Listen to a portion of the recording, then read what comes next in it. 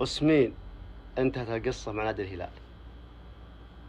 المتمصدرين على جمهور الهلال واللي كانوا يكذبون، وسمين رفض عرض الهلال الثالث.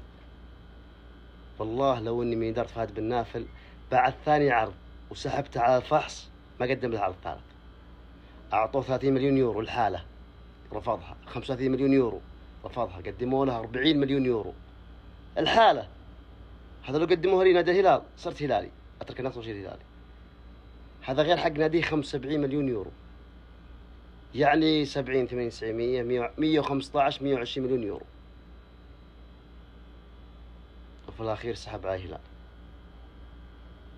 والله عجبوني النادي الأهلي، يوم كانوا يفوضونه ويفوضون توني وسحبوا عليه. لاعب عقليته سيئة، يقولك الآن معك بكرة يسحب عليك.